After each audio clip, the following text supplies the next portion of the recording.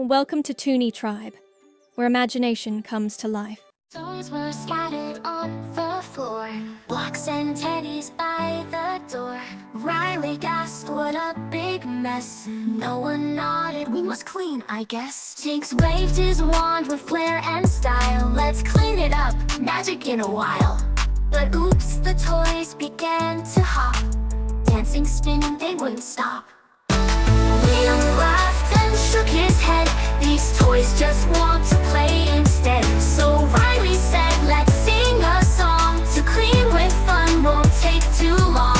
They picked up blocks and stacked them right, put each car and doll in sight. Noah swept and Jinx gave cheer. The floor is shining, look right here.